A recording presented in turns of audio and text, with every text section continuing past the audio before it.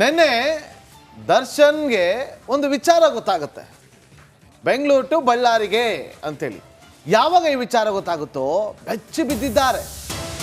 ನನ್ನನ್ನ ಬಳ್ಳಾರಿಗ ಯಾಕೆ, ಏನಾಯ್ತು, ಪಾಪ ಹೊರಗಡೆ ಏನಾಗ್ತಿದೆ ಗೊತ್ತಿಲ್ಲ. ಬಿಗ್ ಬಾಸ್ ಒಳಗಡೆ ಕ್ಯಾಮ್ರಾಗಳು ಇಟ್ಟಿದಾರಲ್ಲ, ಆ ಕ್ಯಾಮ್ರಾಗಳು ಹೊರಗಡೆ ಫೋಟೋಗಳು ಬರ್ತಿದ್ದಾವೆ. ಈಗ ಇದಾದ ಬಳಿಕ ಯಾವಾಗ ವಿಚಾರ ಗೊತ್ತಾಗುತ್ತೋ ಫುಲ್ ಸೈಲೆಂಟ್ ಆಗಿದ್ದಾರಂತೆ ಕಾಟೇರ. ಇಡೀ ರಾತ್ರಿ ನಿದ್ದೆ ಮಾಡದೆ ಒದ್ದಾಡಿರುವಂಥ ಆರೋಪಿ ದರ್ಶನ್. ಬೆಂಗಳೂರಿನಾಗೆ ಎಲ್ಲ ನಡೀತಾ ಇತ್ತು ಹೇಗೋ, 60 ದಿನ ಅಂದರೆ 2 ತಿಂಗಳಿಗೂ ಹೆಚ್ಚು ದಿನ ಕಳೆದಿದ್ದೇ ಗೊತ್ತಾಗಿಲ್ಲ. ಈಗ ಬಳ್ಳಾರಿ ಜೈಲಿಗೆ ಶಿಫ್ಟಾ, ಅಲ್ಲಿ ಹೋದ್ರೆ ಹೇಗಪ್ಪ ಅಂತೇಳಿ ಟೆನ್ಷನ್ನಲ್ಲಿದ್ದಾರಂತೆ. ರೇಣುಕಾಸ್ವಾಮಿ ಕೊಲೆ ಪ್ರಕರಣದ 2ನೇ ಆರೋಪಿ ಆಗಿರುವಂಥ ದರ್ಶನ್ ಪರಪ್ಪನ ಅಗ್ರಹಾರ ಕೇಂದ್ರ ಕಾರಾಗೃಹದಲ್ಲಿ ರೌಂಡ್ ಟೇಬಲ್ನಲ್ಲಿ ಕೂತು ಮೀಟಿಂಗ್ ಮಾಡ್ತಾ, ಕಾಫಿ ಮಗ್ ಜೊತೆಗೆ ಕೈಯಲ್ಲಿ ಸಿಗರೇಟ್. ದೊಡ್ಡ ದೊಡ್ಡ ವ್ಯಕ್ತಿಗಳಿದ್ರಲ್ಲಿ ಮೀಟಿಂಗ್ನಲ್ಲಿ. ಈ ಫೋಟೋ ಹೊರಗಡೆ ಬರ್ತಾ ಇದ್ದಂತೆ ಸಾಕಪ್ಪ ಸಾಕು ಇವರ ಸವಾಸ ಅಂತೇಳಿ ಜೈಲು ಅಧಿಕಾರಿಗಳೇ ಮನವಿ ಮಾಡಿಕೊಂಡು ಶಿಫ್ಟ್ ಮಾಡ್ತೀವಿ, ಅನುಮತಿಯನ್ನು ಕೊಡಿ ಅಂತೇಳಿ ಜಡ್ಜ್ ಮುಂದೆ ಅನುಮತಿಯನ್ನು ತಗೊಂಡು ಬರ್ತಾರೆ. ಅನುಮತಿಯನ್ನು ತಗೊಂಡು ಬರ್ತಾ ಇದ್ದಂಗೆ ಹೇಳ್ತಾರೆ, ಅಲ್ಲ ಅನುಮತಿ ಸಿಗ್ತಾ ಇದ್ದಂತೆ ವಿಚಾರ ಗೊತ್ತಾಯಿತು, ಮಾಧ್ಯಮಗಳಲ್ಲಿ ಬ್ರೇಕ್ ಆಯಿತು. ಒಳಗಡೆ ಅಧಿಕಾರಿಗಳು ಯಾರೋ ಅವ್ರ ಗಮನಕ್ಕೆ ಕೊಟ್ಟು ತರಿಸಿ ತಂದಿರ್ತಾರೆ ವಿಚಾರ, ನೀವು ಬಳ್ಳಾರಿಗೆ ಶಿಫ್ಟ್ ಆಗ್ತಾ ಇದ್ದೀರಂತೆ ಅಂತ. ಅಲ್ಲಿ ಗೊತ್ತಾಗಿದೆ ಅವ್ರಿಗೆ, ಬಳ್ಳಾರಿಗೆ ಶಿಫ್ಟ್ ಆಗಬೇಕಾ, ಅಯ್ಯೋ ಈಗೇಗಪ್ಪ, ಇಲ್ಲೆಲ್ಲ ಸೆಟ್ ಆಗಿತ್ತು. ಈಗ ಹೊಸ ಮನೆಗೆ ಹೋದಾಗ ಎಲ್ಲ ಸೆಟ್ ಮಾಡ್ಕೊಂಡಿರ್ತೀವಿ, ತಕ್ಷಣ ಬೇರೆ ಮನೆಗೆ ಚೇಂಜ್ ಮಾಡಬೇಕು ಅಂದರೆ ಯಾವ ಥರ ಕಷ್ಟ ಆಗುತ್ತಲ್ಲ, ಅದೇ ಥರ ಆಗಿದೆ. ಈಗ ಪರಮೇಶ್ವರ್ ಮಾತಾಡ್ತಾರೆ ನೋಡಿ. ಈಗ ಇನ್ನು ಬೇರೆ ಇನ್ನೇನಾರು ಇದ್ರೆ ಹೇಳಿ, ದರ್ಶನ್ದು ಬಿಟ್ಟು ಬೇರೆ ಇನ್ನೇನಿಲ್ಲೇನ್ರಿ, ಬೇರೆ ಏನಾರು ಕೇಳಿ. ನೀವು ಅದೇ ಆಯ್ತಲ್ಲ, ಈಗ ಒಂದು ವಾರ ಹೊಡೆದಿದ್ದೀರಾ, ಇನ್ನೂ ಎಷ್ಟು ದಿವಸ ಹೊಡಿಬೇಕು?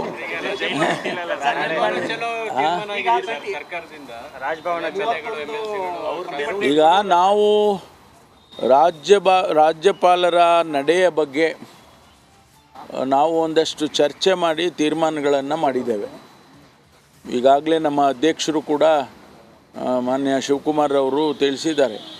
ಈಗ ನಾವು ಪ್ರೊಟೆಸ್ಟ್ಗಳು ಇಡೀ ರಾಜ್ಯದಲ್ಲಿ ನಮ್ಮ ಪಕ್ಷದ ವತಿಯಿಂದ ಪ್ರೊಟೆಸ್ಟ್ಗಳನ್ನು ಮಾಡ್ತಾರೆ.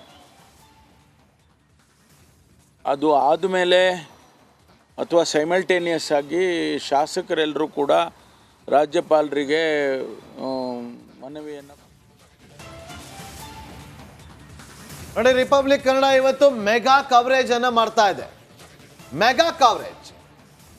ನಮ್ಮ 9 ಜನ ಪ್ರತಿನಿಧಿಗಳು 9 ಜೈಲಿನ ಮುಂಭಾಗದಲ್ಲಿದ್ದಾರೆ. ಮತ್ತೊಬ್ಬ ನಮ್ಮ ಪ್ರತಿನಿಧಿ ನಾಗರಾಜ್ ಕೋರ್ಟ್ಗೆ ಸಂಬಂಧಪಟ್ಟಂತೆ ಮಾಹಿತಿಯನ್ನು ಕೊಡ್ತಾರೆ. 10 ಜನ ಇವತ್ತು ಎಲ್ಲ ಜೈಲುಗಳ ಮುಂಭಾಗದಲ್ಲೇ ಇರ್ತಾರೆ. ಅಲ್ಲಿಂದನೇ ಕ್ಷಣದ ಅಪ್ಡೇಟ್ ಅನ್ನ ಕೊಡ್ತಾ ಬರ್ತಾರೆ. ಈಗ ಪ್ರಮುಖವಾಗಿ ನ್ಯೂಸ್ ಡೆಸ್ಕ್ನಿಂದ ನಾಗರಾಜ್ ಲೈವ್ನಲ್ಲಿ ಜಾಯ್ನ್ ಆಗಿದ್ದಾರೆ. ಪರಪ್ಪನ ಅಗ್ರಹಾರ ಕೇಂದ್ರ ಕಾರಾಗೃಹದಿಂದ ದಿವೇತ್ ಹಾಗೆ ನವೀನ್ ಇವರ ಜೊತೆಲಿ ಎಲ್ಲ ಭಾಗದಲ್ಲೂ ಕೂಡ ಇವತ್ತು ಲೈವ್ನಲ್ಲಿ ಜಾಯ್ನ್ ಆಗಿದ್ದಾರೆ. ಮೊದಲಿಗೆ ನವೀನ್ ಬಳಿ ಹೋಗೋಣ. ನವೀನ್, ರಾತ್ರಿ ವಿಚಾರ ಗೊತ್ತಾಗ್ತದಂತೆ ಫುಲ್ ಟೆನ್ಷನ್ ಆಗಿದ್ರಂತೆ ದರ್ಶನ್ ಅವರು. ಅವ್ರಿಗೆ ವಿಚಾರ ಹೆಂಗೆ ಗೊತ್ತಾಯ್ತು ಅಂತ ಈಗ?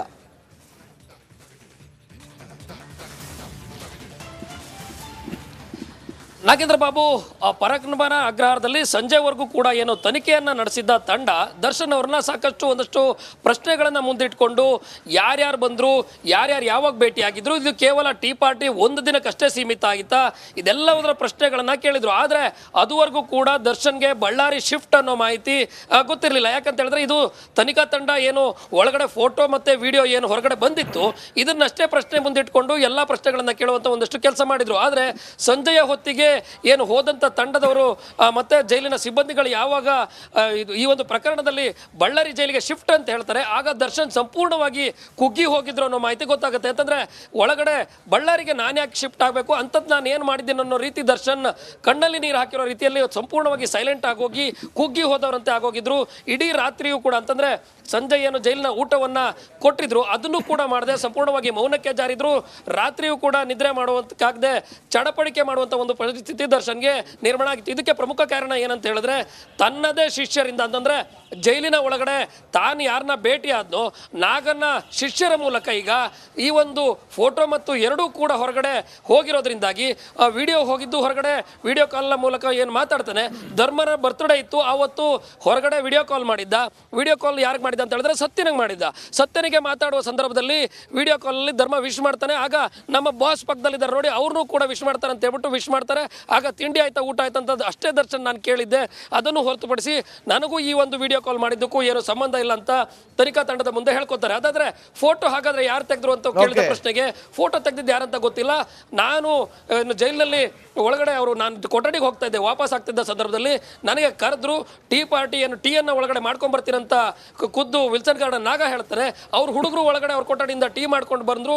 ಟೀ ಕುಡ್ತೆ ಹೊರಗಡೆ ಸಿಗರೇಟನ್ನು ಕೂಡ ಅವ್ರ ಕೊಠಡಿಯಿಂದ ತಂದುಕೊಟ್ರು. ಅದನ್ನು ನಾನು ಟೇಬಲ್ ಬಳಿ ಕುಳಿತುಕೊಂಡು ಎದುರುಗಡೆ ಏನು ಕ್ರಿಕೆಟ್ ಆಡ್ತಾ ಇದ್ರು ಹುಡುಗರು, ಅದನ್ನ ಏನು ಒಳಗಡೆ ಕೈದಿಗಳಿರ್ತಾರೆ ಅವ್ರಿಗೆ ಕ್ರಿಕೆಟ್ ಆಡೋದಕ್ಕಂತ ಒಂದು ಸಣ್ಣ ಗ್ರೌಂಡ್ ಇದೆ ಅವ್ರ ಬ್ಯಾರಕ್ ಎದುರುಗಡೆ. ಅಲ್ಲಿ ಕ್ರಿಕೆಟ್ ಆಡೋ ಸಂದರ್ಭದಲ್ಲಿ ನಾನು ಕೂಡ ಕುಳಿತುಕೊಂಡು ಕ್ರಿಕೆಟ್ ಆಡೋದನ್ನ ನೋಡ್ತಾ ಇದ್ದೆ ಅಷ್ಟೇ. ಅದನ್ನು ಹೊರತುಪಡಿಸಿದ್ರೆ ಈ ಒಂದು ಪ್ರಕರಣದಲ್ಲಿ ನನ್ನದೇನು ಪಾತ್ರ ಇಲ್ಲ. ಆದರೆ ನನ್ನನ್ನು ಯಾಕೆ ಬಳ್ಳಾರಿಗೆ ಶಿಫ್ಟ್ ಮಾಡ್ತಾ ಇರೋದು ಅಂತ ಕೇಳಿದಾಗ ದರ್ಶನ್ ಸಂಪೂರ್ಣವಾಗಿ ಕುಗ್ಗಿ ಹೋಗಿದ್ರು. ಇದ್ರ ಜೊತೆಗೆ ಇಷ್ಟು ಮಾತ್ರ ಅಲ್ಲದೆ ಏನು ಬಳ್ಳಾರಿಗೆ ತಾನು ಒಬ್ಬನೇ ಶಿಫ್ಟ್ ಆಗ್ತೀನಿ ಅಂತ ಗೊತ್ತಾದ ನಂತರವಂತೂ ಸಂಪೂರ್ಣವಾಗಿ, ಯಾಕಂದ್ರೆ ಹೇಳಿದ್ರೆ ಪರಪ್ಪನ ಅಗ್ರಹಾರ ಜೈಲಿಗೆ ಬಂದಿನ ದಿನದಂತಲೂ ಕೂಡ ವಿನಯ್, ಪ್ರದೂಷ್ ಹಾಗೂ ಧನರಾಜ್ ಪ್ರಾರಂಭದಲ್ಲಿ ಕೊಠಡಿಯಲ್ಲಿ ಇರ್ತಾರೆ. ಅದಾದ ಬಳಿಕ 15 ದಿನದ ಹಿಂದೆ ಇನ್ನೇ ಮೂವರನ್ನು ಈ ಒಂದು ಪ್ರಕರಣದಲ್ಲಿರೋರನ್ನ ದರ್ಶನ್ ಇರುವ ಕೊಠಡಿಗೆ ಶಿಫ್ಟ್ ಮಾಡಿದ್ರು. ಅಂದ್ರೆ ಎಲ್ಲರೂ ಕೂಡ ಆರಾಮಾಗಿದ್ದು ಅಕ್ಕಪಕ್ಕದ ವಿಶೇಷ ಭದ್ರತಾ ಬ್ಯಾರಾಕ್ನಲ್ಲಿದ್ದು ಏನು ವಿಲ್ಸನ್ ಗಾರ್ಡನ್ ನಾಗ ಮತ್ತೆ ಪಕ್ಕದಲ್ಲಿ ಪ್ರಜ್ವಲ್ ರೇವಣ್ಣ ಎಲ್ಲರೂ ಕೂಡ ಇದ್ರು. ಸಾಕಷ್ಟು ಓಕೆ, ಥ್ಯಾಂಕ್ ಯು ನವೀನ್ ನಿಮ್ಮೆಲ್ಲ ಮಾಹಿತಿಗಾಗಿ. ನಮಸ್ಕಾರ, ಕರ್ನಾಟಕ ಪ್ರೈಮ್ ಟೈಮ್ಗೆ ಸ್ವಾಗತ. ನಾನು ಜಯಪ್ರಕಾಶ್ ಶೆಟ್ಟಿ. ಇಡೀ ಕರುನಾಡು ಇವತ್ತು ರೆಬೆಲ್ ಆಗಿ ನಿಂತಿದೆ. ಈ ಹಗರಣಗಳನ್ನು ಸದನದಲ್ಲಿ ಪ್ರಸ್ತಾಪ ಮಾಡಲು ಕೂಡ ಕಾಂಗ್ರೆಸ್ ಹಿಂದೇಟು ಹಾಕಿದ್ದೇಕೆ? ನಿಮ್ಗೆ ಸಂಬಳ ಅದಕ್ಕೆ, ನಿಮಗೆ ವಾಹನ ಅದಕ್ಕೆ, ನಿಮಗೆ ವೆಪನ್ ಅದಕ್ಕೆ, ನೀವು ಅದನ್ನು ಸರಿ ಇಡಬೇಕಾಗಿತ್ತು. ನೀವು ವಿದ್ಯುತ್ ಬರ ಇದೆ ಅಂತ ಹೇಳ್ತಾ ಇದ್ದೀರಿ, ಎಲ್ಲಿ ಬರ ಇದೆ ನೀವು ಹೇಳಬೇಕು. ಪಾಕಿಸ್ತಾನ್ ಆಕ್ಯುಪೈಡ್ ಕಾಶ್ಮೀರ್ ಅದು ಎಂದೆಂದಿಗೂ ನಮ್ಮದು. 40 ಮೆಷಿನ್ಗಳು ತಂದಿತ್ತು ನೋಟ್ ಎಣಿಸುವುದಕ್ಕೆ, ಅದೇ ಹಾಳಾಯಿತು. ಮಥುರಾದ ಗಲಾಟೆ ಇದೆಯಲ್ಲ, ಅದು ಸ್ಥಳೀಯವಾಗಿ ಕೂತು ಪರಿಹರಿಸಬಹುದಾದಂಥ ಕಾನೂನಿದೆ. ಗ್ಯಾರಂಟಿ ಯೋಜನೆಯಿಂದ ನಷ್ಟ ಆಗಿದೆ, ಲಾಭ ಆಗಿದೆ, ದಯವಿಟ್ಟು ಹೇಳಿ. Dawood Ibrahim most wanted criminal ಯಾವಾಗಾದ ಅಂದರೆ ಇಲ್ಲಿ ತನಕ ಭಾರತ ದೇಶದಲ್ಲಿ ಓರ್ವ ದಲಿತ ಪ್ರಧಾನಿಯಾದಂಥ ಇತಿಹಾಸವೇ ಇಲ್ಲ. ರಿಪಬ್ಲಿಕ್ ವರ್ಲ್ಡ್ ಆಪ್ ಇದು ಕೇವಲ ಅಪ್ಲಿಕೇಶನ್ ಅಲ್ಲ, ಸಮಗ್ರ ಸುದ್ದಿಗಳ ಸಂಪರ್ಕ ಮಾರ್ಗಕ್ಕೆ ಕ್ರಾಂತಿಕಾರಿ ಬದಲಾವಣೆ. ರಿಪಬ್ಲಿಕ್ ವರ್ಲ್ಡ್ ಆಪ್ ಕೇವಲ ಸುದ್ದಿ ಅಪ್ಲಿಕೇಶನ್ ಅನ್ನ ಪರಿಚಯ ಮಾಡ್ತಾ ಇಲ್ಲ, ಬದಲಾಗಿ ಡಿಜಿಟಲ್ ಸುದ್ದಿ ಬಳಕೆಯ ಹೊಸ ಯುಗಕ್ಕೆ ನಾಂದಿ ಹಾಡ್ತಾ ಇದೆ. ಇದೊಂದು ಬ್ರೇಕಿಂಗ್ ನ್ಯೂಸ್, ಪ್ರಭಾವಶಾಲಿ ಕಾರ್ಯಕ್ರಮಗಳಿಗೆ ಗಟ್ಟಿಯಾದ ವೇದಿಕೆ. ರಿಪಬ್ಲಿಕ್ ವರ್ಲ್ಡ್ ಅಪ್ಲಿಕೇಶನ್ ಈಗ ಲೈವ್ ಆಗಿದೆ. ಗೂಗಲ್ ಪ್ಲೇ ಸ್ಟೋರ್ ಮತ್ತು ಆಪಲ್ ಆಪ್ ಸ್ಟೋರ್ ಎರಡರಲ್ಲೂ ಲಭ್ಯವಿದೆ. ಈಗಲೇ ಡೌನ್ಲೋಡ್ ಮಾಡಿ.